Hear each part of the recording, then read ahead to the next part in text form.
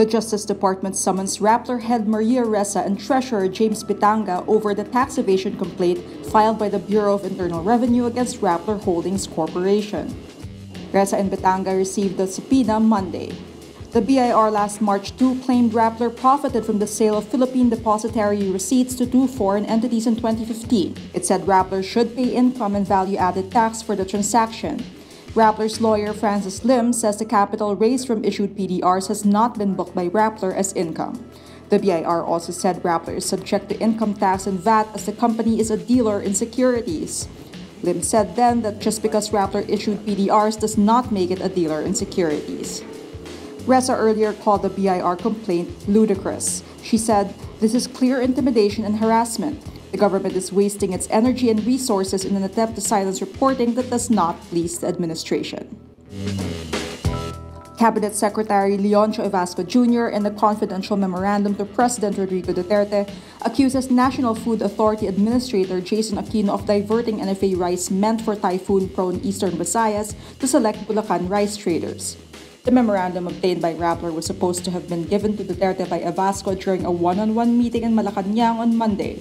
Evasco says Aquino, without approval of the NFA Council, sold 10.4 million kilograms of NFA rice meant for Region 8 to chosen Bulacan rice traders for 235 million pesos.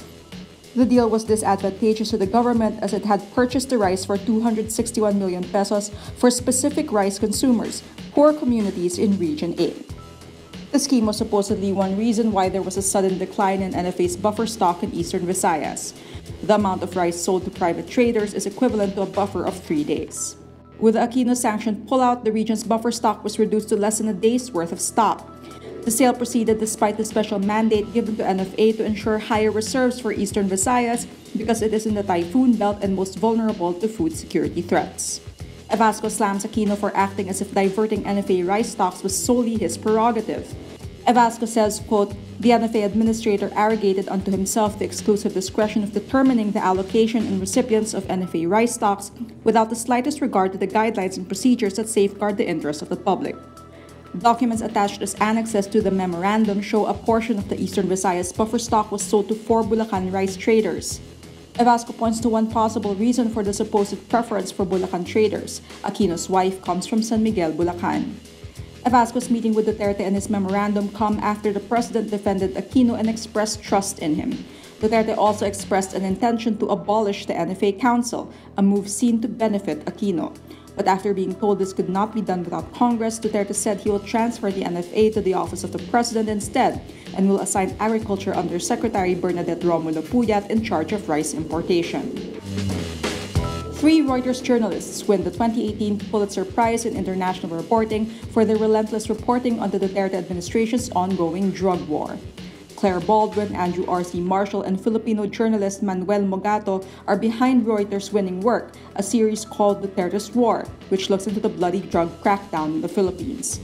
The 3 journalists won for relentless reporting that exposed the brutal killing campaign behind Philippine President Rodrigo Duterte's war on drugs.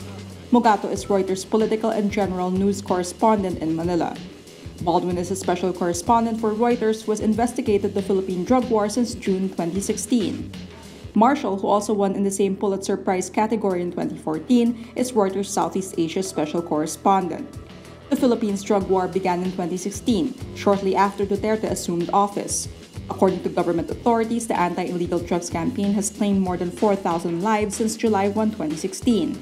But human rights groups have pegged it at more than 12,000.